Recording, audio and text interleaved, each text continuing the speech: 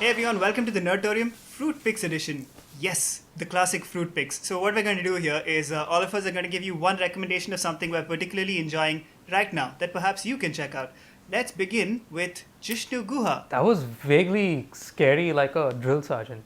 Please say please, or like nicer. Sorry.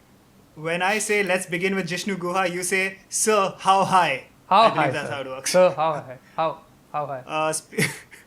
What have you been watching, Jigs? Tell us, please. In lieu of the shows that have been popping up because of Corona, so as opposed to old shows reformatting to the new circumstances, I want to recommend a new show that popped up on basically the Zoom medium, because that's what we're all doing. No, it's not Some Good News with John Krasinski, but it's Josh Gad's Reunited Apart, which at the moment is only 2 episodes in.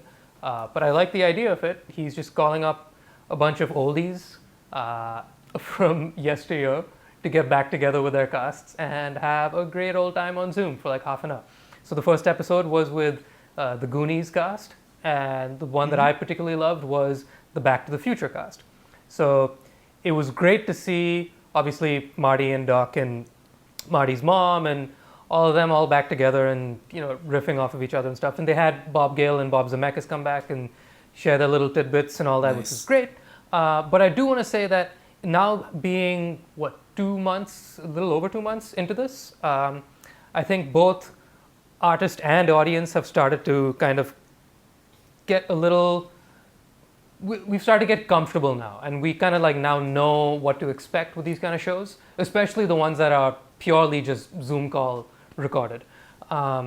This one, it's about half an hour long, each episode, and while it is beautiful to see these casts reunited, and they're all doing it, you know, to raise money for charities and stuff, so it's always a great cause, so I could never have any issues with them existing and just, you know, people trying their best to keep us entertained in these weird ass times.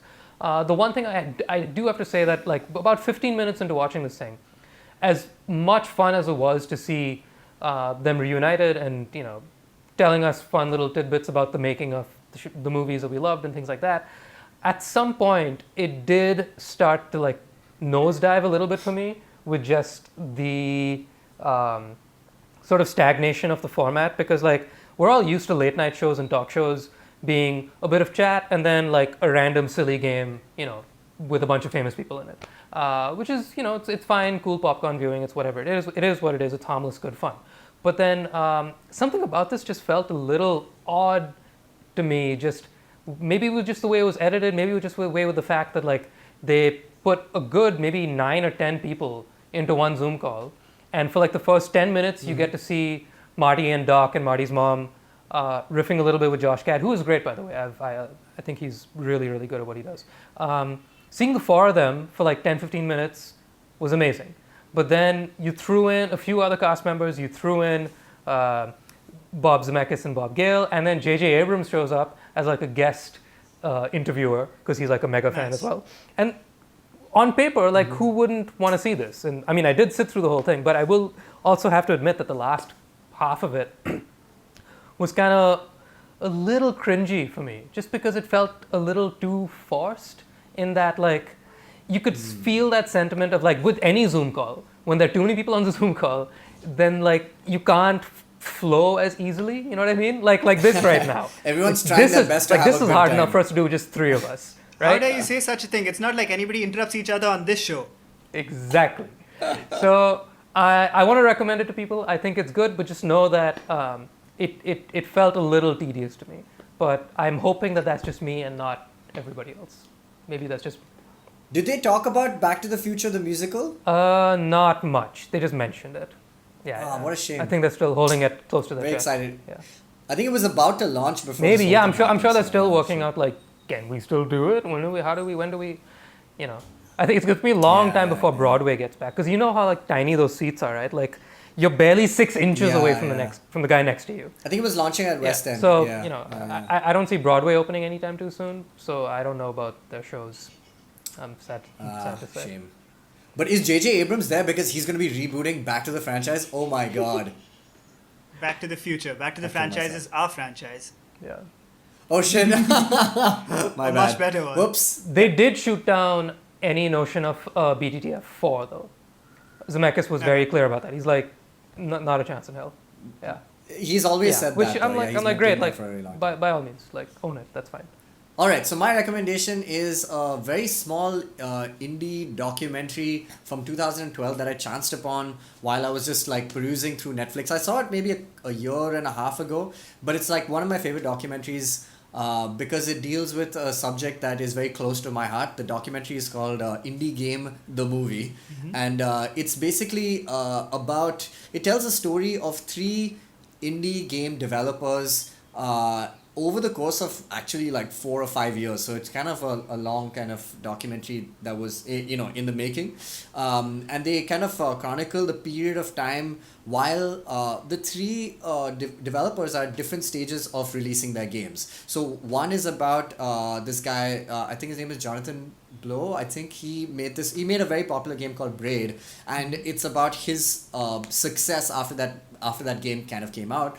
And there are two other developers. One of the games is called Super Meat Boy, which is again very famous right now, and a third which is called Fez. All three of these games have been released since, obviously, and they're very, very famous. But it's about the kind of really grueling journey that indie games have to kind of undergo just to kind of have their games out, and about the pressure of like bigger like companies like Microsoft or whoever, like big studios trying to kind of absorb them into their studios, or basically say that, hey, here's the deadline for this game and we want to launch it really big on the Microsoft store, etc.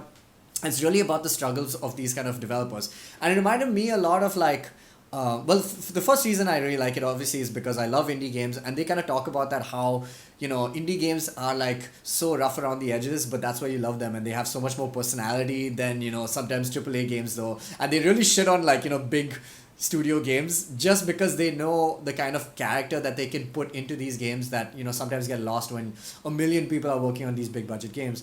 But the second reason is that because it reminds me a lot of like any independent art form like music, and how it's just literally 2 or 3 guys, and in one case Fez, this game was coded by one guy over the course of like 3 to 5 years, I think, basically, to kind of, and then and it just takes an incredible amount of time, and it's really like just how you release an album or a movie or in any independent art form, and it's awesome because they're dealing with then they'll go and showcase it at like an expo, and it'll fail over there. It reminded me a little bit of like Silicon Valley also, but it's awesome, and I highly recommend it. It's a very quick watch, like I think it's about 90 minutes, under 90 minutes. But yeah, it kind of really tells you what it's like to be an indie game maker, and like what kind of effort it takes to just put it out there, and how many times you have to patch and repatch games just for people because they seem to find bugs that you will never. So it's a really, really good movie. I highly recommend it, especially if you love video games and if you love like Steam or Nintendo, Xbox, PlayStation, whatever it is. Definitely check it out. Indie Game, the movie. Why do games and game-related properties tend to have this thing, like Games the Shop or Indie Game, the documentary?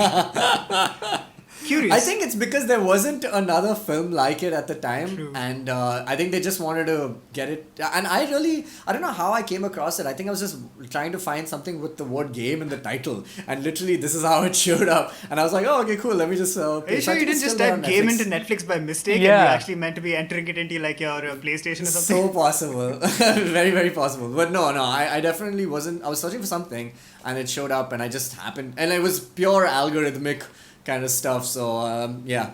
So An I would algorithmic highly miracle. recommend Lord bless us all. it. Yes.